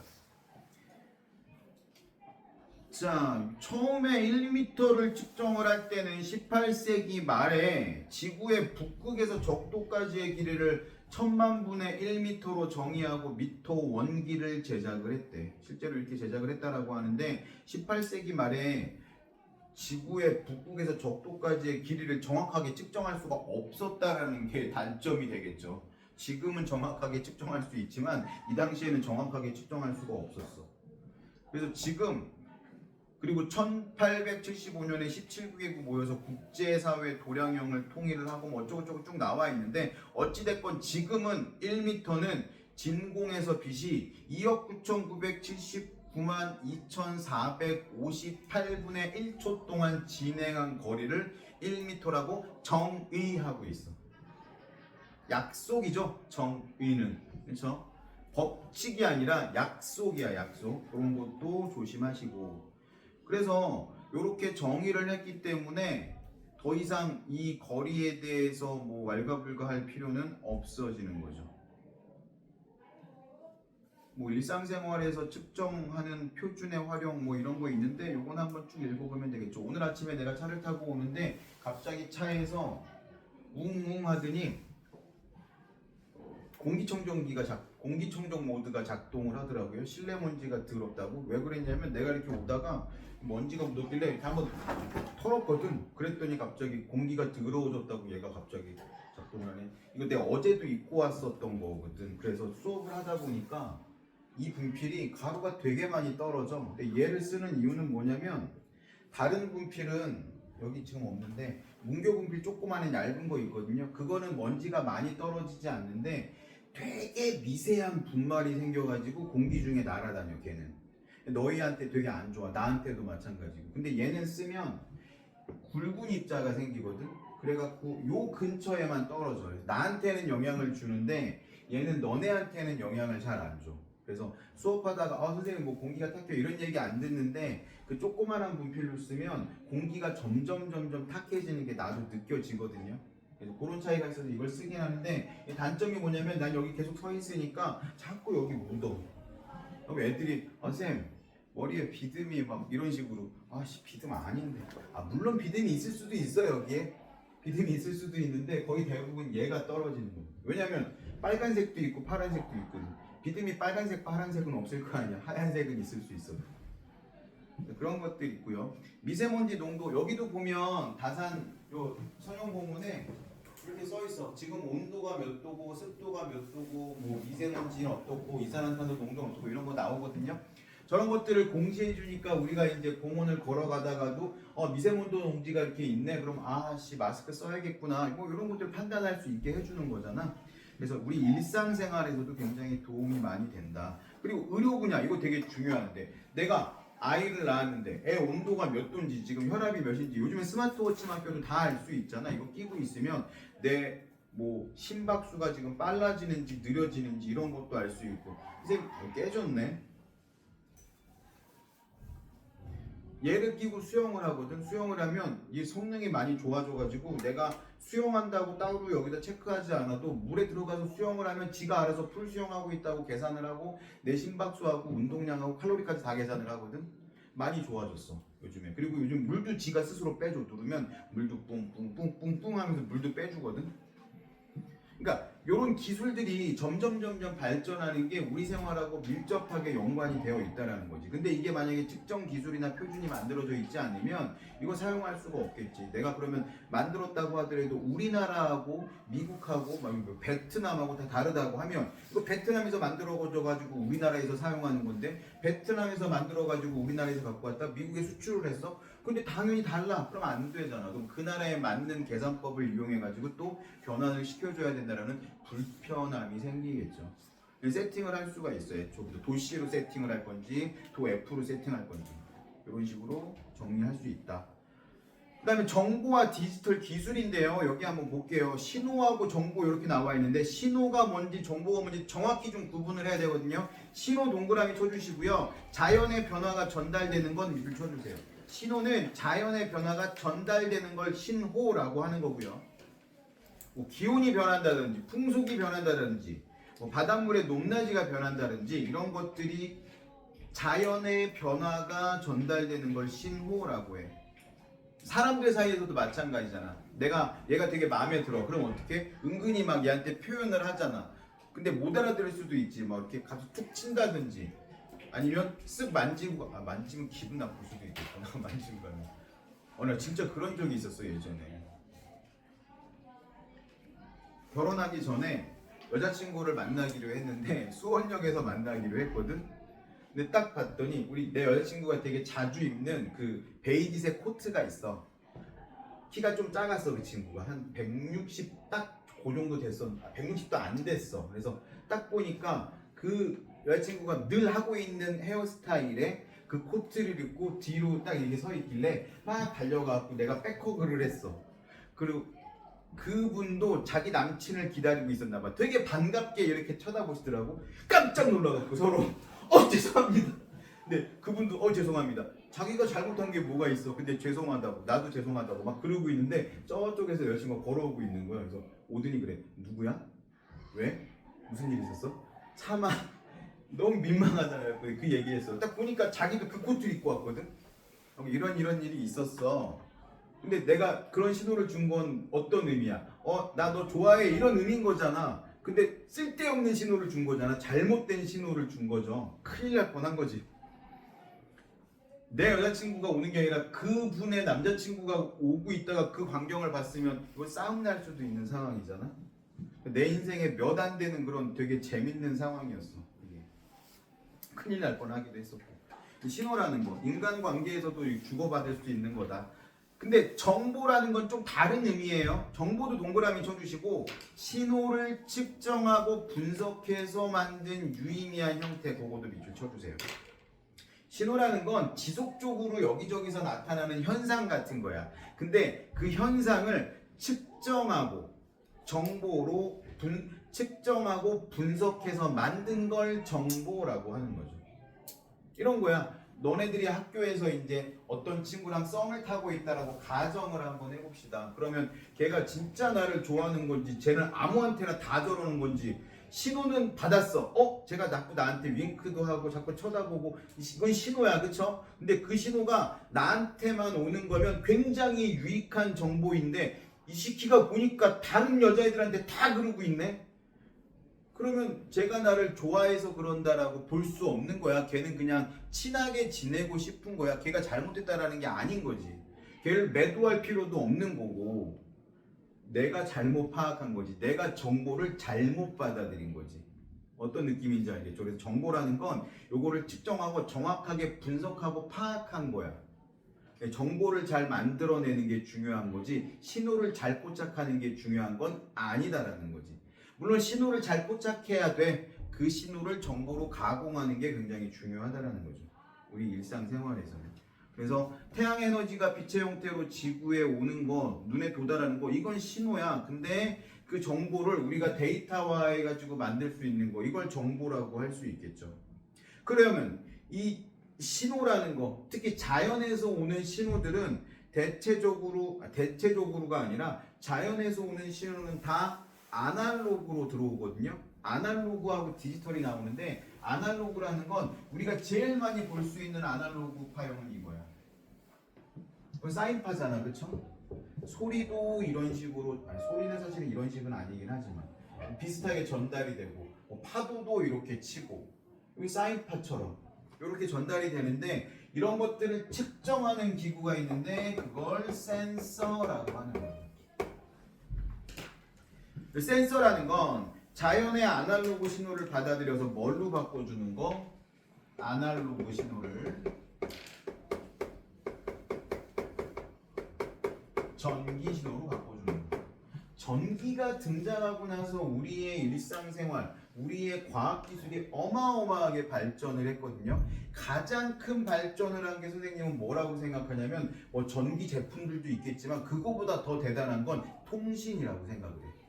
전기가 나오고 나서 통신이 비약적으로 발전했지. 전기, 전신, 빛을 이용해서 전기 신호로 전환을 할 수 있게 되니까 먼 거리까지도 통신이 일어날 수 있게 된 거지. 그러면 중세 시대에는 어떻게 통신을 했겠어? 가장 빠른 게 봉화 같은 거, 그렇죠? 불을 피워. 근데 나 옛날부터 되게 궁금한 생각이 있었는데 있잖아. 예를 들어서 부산포에 외구들이 들어왔어. 그럼 부산포에서 봉화를 피워가지고 외구가 들어왔다라는 거를 알려주잖아. 근데 봉화터 가보면 많아야 6개거든? 야, 6개로 어떤 정보를 알 수 있는 거야? 그 내용 읽어보면 외적이 침입했다라는 거를 신속하게 알릴 수 있다.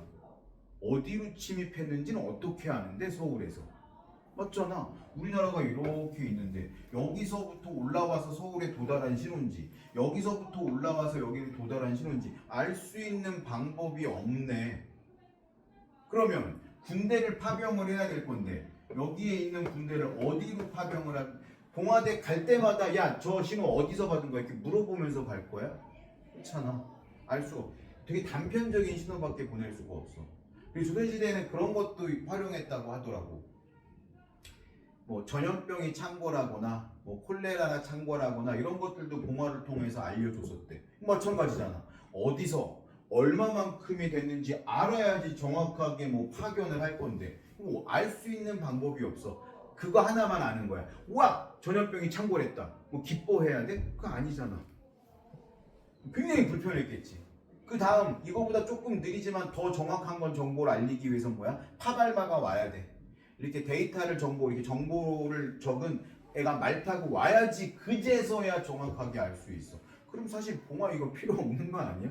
제가 오기 전까지는 우리 아무것도 알 수 없고 걱정만 하고 있는 거잖아, 그냥. 그래서 이게 과연 좋은 방법이었나 이런 생각은 들어요. 아니면 물론 이제 요 인근 근방에 이제 병력들이 이동하기 위해서는 유용할 수 있겠지만 근본적인 대책은 되지 않는다라는 거지. 근데 전기가 발명이 되면서 굉장히 먼 거리까지도 송수신을 할 수 있는 게 만들어져서 인류의 역사가 엄청나게 발전했다. 저는 그렇게 생각을 합니다. 센서의 종류 한번 볼게요. 광 센서, 화학 센서, 가속도 센서, 압력 센서, 음향 센서, 온도 센서, 힘 센서 이런 다양한 센서들이 있는데요. 우리 중학교 때 배웠던 건데 그거 한번 생각해요. 중학교 2학년 때 아마 배웠을 건데 코하고 혓바닥을 한번 보도록 합시다. 혓바닥에서는 뭐를 느껴요? 맛을 느끼지. 근데 그거 기억나? 어떤 화학 물질을 받아들이는 거지 혓바닥은? 액체로 된 화학 물질만 받아들이는 거야. 코는 기체로 된 화학 물질만 받아들이는 거거든요. 그러니까 사실은 이 안에는 뭐가 들어있는 거야? 기체 센서가 들어있는 거야. 여기는 액체 센서가 들어있는 거고 생체 센서지. 미각세포, 후각세포 이런 애들이 센서인 거야. 그러니까 센서라는 건 우리가 원래 사용하고 있던 것들을 수치화해서 나타낼 수 있는 우리 몸에 있는 기관들을 따서 만드는 거라고 생각하면 되겠지. 광 센서는 뭐겠어? 시각세포지, 시각세포. 근데 이 시각세포가 마찬가지거든. 우리가 뭔가를 본다라는 건 광원에서 나온 빛이 튕겨서 내 눈에 들어오면 얘가 시각세포로 들어간 걸 이 시각세포가 전기 신호로 바꿔가지고 뇌로 보내주잖아. 똑같은 역할을 하는 거야, 센서도. 들어온 정보를 전기 신호로 바꿔가지고 디지털로 변환돼가지고 저장을 하게 해주는 거고. 그리고 이게 소리라고 하면 소리는 파형도 있고 이런 높낮이도 있고 볼륨이 크기잖아, 그쵸? 볼륨이 크기고 파장이 높은 소리, 낮은 소리. 그래서 인간 같은 거 보다가 뭐 선생님 말이 너무 느리면 한 1.5배속, 2배속 이런 식으로 하면 남자 선생님 말투도 되게 여자 선생님 말투처럼 빨라지거든? 빨라지게 할 수 있어. 아, 잘 안 되네. 이게 잘했었는데. 근데 여자 선생님이 말하는 것도 되게 느리게 돌리면 얘들아 그러니까 남자처럼도 변환되고 꼭 술 먹은 사람처럼 이게 변환이 되거든, 목소리가. 왜? 파장이 늘어지면 더 낮은 음이 나기 때문에 그래. 그래서 똑같은 영상을 가지고도 낮은 음이 나게도 할 수 있고 높은 음이 나게도 할 수 있고 잘 안 되네. 높은 음이 나게도 할 수 있는데 그런 것들 파장. 근데 요게 자연에서 나오는 신호가 우리한테 다 필요한 건 아니거든요. 그치? 왜냐면 생각해봐. 우리가 들을 수 있는 주파수의 영역이 존재하는데 자연에서 오는 신호들은 어차피 이만큼이 와도 우리는 요만큼밖에 못 듣는다라고 하면 이 위에 있는 데이터는 사실은 필요 없는 데이터야. 우리한테는. 그렇죠? 그래서 요런 데이터는 날려버리고 딱딱딱 끊어서 요 해당되는 것만큼만 가져가는 거. 이게 디지털화라고 생각하면 돼요. 디지털 신호는 그런 식으로 뚝뚝뚝뚝 끊어져 있죠. 자연에서 오는 신호를 이런 식으로 파형으로 끊기도 하고 필요 없는 것들을 날려버리기도 해. 그걸 샘플링이라고 합니다. 이런 식으로 해서 우리가 필요한 정보들을 가져와. 자, 보세요. 디지털 정보의 장점. 밑줄 좀 칠게요. 저장과 분석이 쉽다.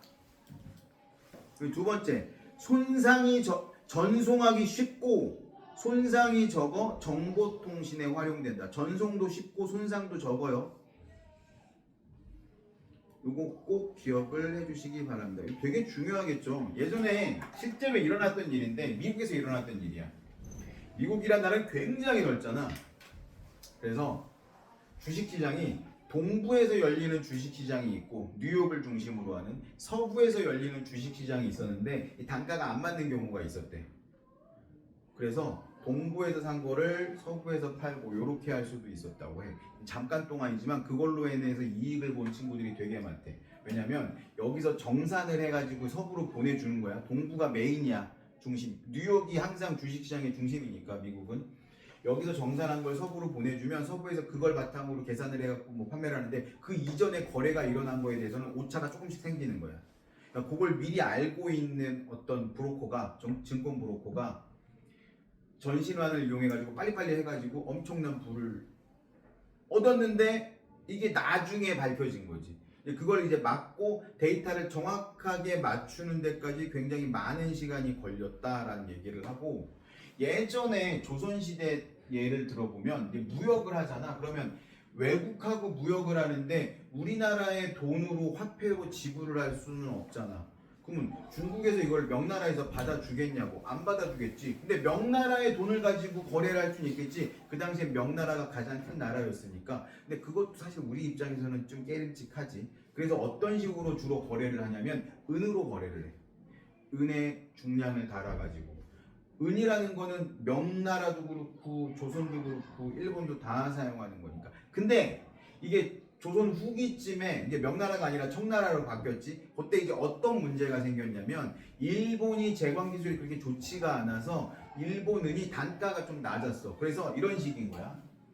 은 예를 들어서 10kg하고 유럽 기준으로는 은 10kg하고 금 1kg이 1대1로 아니 10대1로 교환이 되는데 이게 명나라에서는 이렇게 하는데 일본으로 가면 금 1kg을 교환하려면 일본 애들은 얘를 한 13kg을 주는 거야.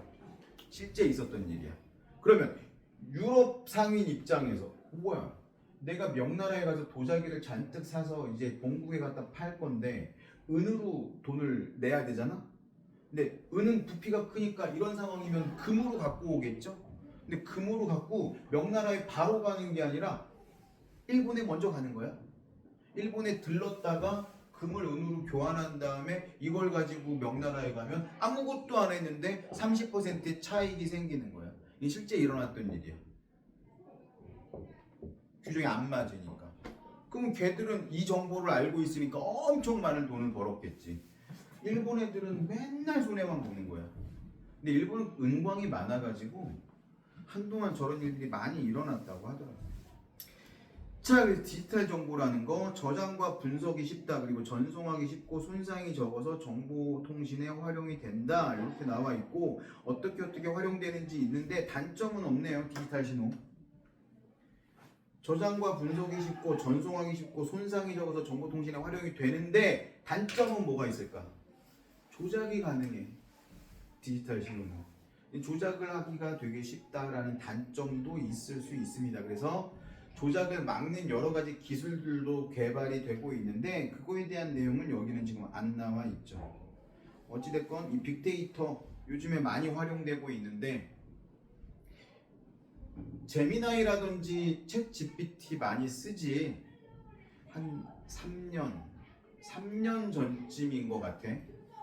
이제 4년이 됐나? 그쯤에 챗 GPT가 처음 나왔을 때 내가 되게 빨리 챗 GPT를 접했거든. 우연히 접했는데 너무 재밌는 거야. 그래서 학원에 강의를 하기 전에 일찍 와갖고 한 달간 그거 갖고 놀았어, 막 얘랑. 그래서 이제 챗 GPT를 어떤 식으로 쓰면 잘 쓸 수 있는지를 스스로 이제 학습을 한 거지, 놀다 보니까. 그런데 이제 어떤 애가 자기 수행평가를 좀 도와달라고 해서 수행평가를 봤더니 문제가 너무 좀 귀찮은 문제인 거야. 그래갖고 내가 딱 드는 생각이 이거 챗 GPT한테 시켜볼까? 내가 똑같이 도와주면서 챗 GPT한테도 얘한테는 어떤 질문을 어떻게 하느냐가 되게 좋은 답변을 얻을 수 있거든요. 그래서 질문을 해가지고 딱 답변을 얻었는데 내가 쓴 것보다 훨씬 잘 썼어. 얘가 너무 놀라웠어. 그래서 이걸 그대로 걔한테 줬어. 얘 선생님한테 되게 칭찬받았대. 너 어떻게 이렇게 조사를 잘해왔어? 막 이런 식으로. 그 뒤부터 이제 애들이 챗GPT를 많이 사용하니까 선생님은 그때 챗GPT라는 존재도 모르고 있었던 시절에 난리가 난 거지. 어디를 검색해도 나오지 않는 것들이 막 나오니까 그 당시에는. 요즘은 다 쓰니까 대학에서 난리도 아니래. 그 온라인 수업을 하면 고대에서 작년에 사건 사고가 300명이 온라인 수업하는 데였는데 시험 이제 답안이 돌아버리는 바람에 난리가 난 적이 있었고, 그래서 이 디지털화가 무조건 좋은 것만은 아니다. 그래서 이것들을 대응할 수 있는 방안도 같이 연구돼야 된다라는 게 단점으로 있을 수 있는데 여기에 없어서 한번 이야기해봤고요. 자, 이것도 마찬가지로 개념 확인 문제하고 개념 적용하기 풀어보도록 합시다.